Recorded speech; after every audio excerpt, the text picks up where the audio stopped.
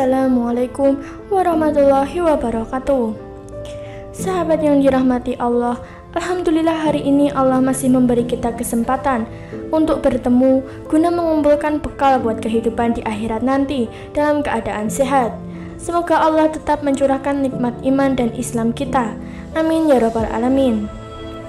Sahabat At-Taqwa, kehamilan merupakan sebuah prosesi alamiah yang sangat didambakan pasangan suami istri.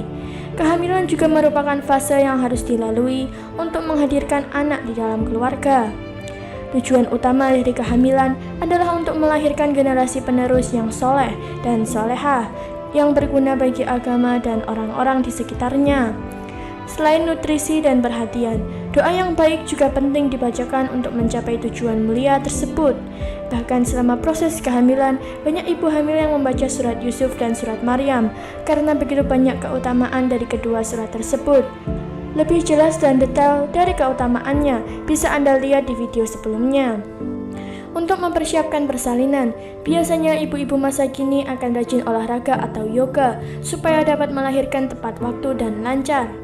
Akan tetapi, dalam Islam, supaya sang ibu dapat dimudahkan persalinannya, alangkah baiknya memperbanyak membaca doa dan melakukan amalan-amalan yang dapat mempermudah persalinan. Menghadapi persalinan seringkali menimbulkan perasaan cemas dan takut, apalagi bagi ibu hamil yang belum berpengalaman sama sekali atau persalinan yang pertama. Perasaan tersebut sejujurnya wajar saja, akan tetapi rasa cemas dan ketakutan jangan sampai malah mempersulit jalannya proses persalinan. Oleh karena itu, doa agar mudah melahirkan ini bisa menjadi pegangan untuk ibu hamil maupun suami. Tentunya, semua orang tua mengharapkan anak terlahir sehat tanpa kurang apapun. Maka sebisa mungkin, orang tua akan mengusahakan segala cara agar selama proses kelahiran tersebut, segala resiko dan bahaya dapat diminimalisir. Untuk mengurangi rasa cemas dan khawatir, ibu hamil dianjurkan untuk selalu berusaha diiringi dengan doa agar dapat melalui proses tersebut dengan keberkahan. Namun untuk mengawali sebuah doa, disarankan untuk beristighfar dan juga keyakinan akan kemahakuasaan Sang Pencipta harus didasari sepenuhnya oleh seorang hamba. Di sisi lain, kita pun hanyalah manusia yang memiliki banyak kekurangan, tak punya kuasa untuk mengendalikan hidup dan kehidupan. Dalam sebuah hadis, Rasulullah SAW bersabda, "Barang siapa membiasakan diri untuk beristighfar, Allah akan memberikan jalan keluar baginya dari setiap kesulitan. Allah akan memberikan kebahagiaan dari setiap kesusahan dan akan memberi rezeki dari arah yang tak disangka-sangka." Hadis riwayat Abu Dawud. Sahabat yang dirahmati Allah, sebelum kita lanjut membahas doa mustajab untuk ibu hamil yang diajarkan Rasulullah, kami ingatkan lagi untuk Anda yang belum subscribe, silahkan subscribe dulu dan nyalakan lonceng notifikasinya agar tidak ketinggalan update terbaru dari channel ini. Mari kita dukung channel-channel Islami agar semakin banyak saudara-saudara kita yang paham syariat Islam dan juga sebagai ladang amal jariah kita. Ketika Fatimah radhiyallahu anhu akan melahirkan, Rasulullah memerintahkan kepada Ummu Salamah dan Zainab binti Jahsyin radhiyallahu anhu untuk mendampingi putrinya itu. Nabi Muhammad meminta keduanya untuk membaca ayat kursi yang terdapat dalam Al-Quran surat Al-Baqarah ayat 255, surat Al-A'raf ayat 54, dan surat Al-Falaq serta surat An-Nas di dekat Sayyidatina Fatimah radhiyallahu anhu. Sebagai umat muslim yang senantiasa meneladani dan mengikuti sunnah Rasul, maka seorang ibu yang akan melahirkan alangkah baiknya membaca doa-doa tersebut. Yang pertama, surat Al-Baqarah ayat 255 atau ayat kursi.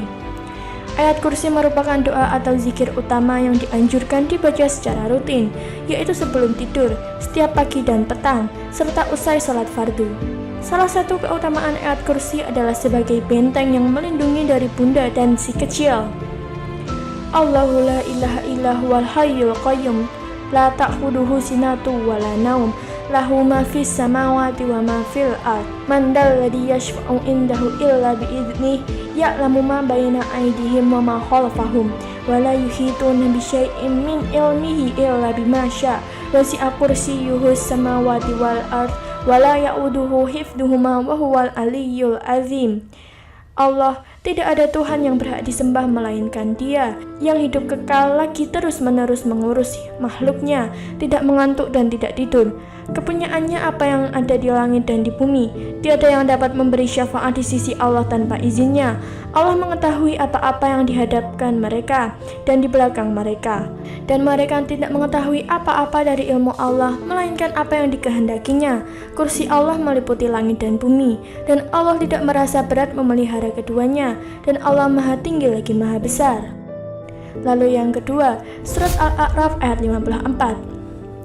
Inna rabbakumulahul lazi khalaqas samawati wal ard fi sitati ayyamin sumashtawa alal arsy yughshil laylan nahara yatlubuhu hashisha wa shishamsha wal qamara wan nujuma musakharatin bi amrihi ala lahul halqu wal amr tabarakallahu rabbul alamin. Sesungguhnya Tuhan kamu ialah Allah yang telah menciptakan langit dan bumi dalam 6 masa, lalu Dia bersemayam di atas arsy. Dia menutupkan malam kepada siang yang mengikutinya dengan cepat, dan diciptakannya pula matahari, bulan dan bintang-bintang, tunduk kepada perintahnya. Ingatlah, menciptakan dan memerintah hanyalah hak Allah. Allah Maha Suci, Tuhan semesta alam. Lalu yang ketiga, surat Al-Falaq.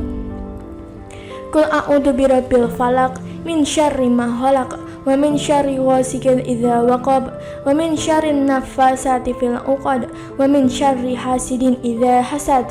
Aku berlindung kepada Allah yang menguasai subuh, dari kejahatan makhluknya, dan dari kejahatan malam apabila telah gelap gulita, dan dari kejahatan wanita-wanita tukang sihir yang menghembus pada bulu-buhul, dan dari kejahatan pendengki bila ia dengki.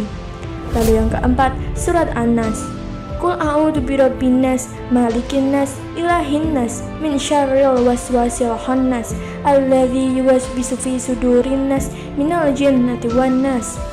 Aku berlindung kepada Allah yang memelihara dan menguasai manusia, raja manusia, sembahan manusia, dari kejahatan bisikan syaitan yang biasa bersembunyi, yang membisikkan kejahatan ke dalam dada manusia, dari golongan jin dan manusia.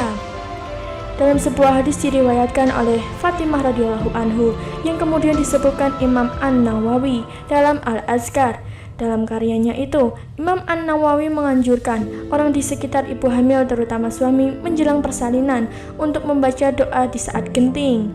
Setelah membaca ayat-ayat Al-Quran tadi, silahkan lanjutkan dengan membaca doa mustajab ini. Doa ini merupakan salah satu doa agar melahirkan lancar dan selamat yang diajarkan Rasulullah. La ilaha illahul azimul halim, la ilaha illahu rabbul arsyil azim, la ilaha illahu rabbus samawati wa rabbul ardi, rabbul arsy karim, ya hayyu ya qayyum birahmatika astaghits. Tiada Tuhan selain Allah yang maha agung lagi maha santun. Tiada Tuhan selain Allah, Tuhan arsy yang megah. Tiada Tuhan selain Allah, Tuhan langit, bumi dan arsy yang mulia. Wahai Tuhan yang maha hidup, lagi maha jaga, hanya kasih sayang-Mu yang kuharapkan. Doa-doa ini diharapkan dapat menguatkan mental serta menenangkan hati sang ibu menjelang kelahiran buah hati. Setelah membaca doa agar dimudahkan melahirkan sesuai sunnah, ada beberapa amalan-amalan yang perlu dikerjakan kedua orang tua, terutama sang ibu. Untuk amalan-amalan ibu hamil agar dimudahkan dalam proses persalinan akan kita bahas dalam video selanjutnya. Itulah tadi doa mustajab agar cepat melahirkan dengan selamat. Jika Anda ada pertanyaan dan tanggapan, silahkan tulis di kolom komentar. Dan terima kasih telah menonton video kali ini. Wassalamualaikum warahmatullahi wabarakatuh.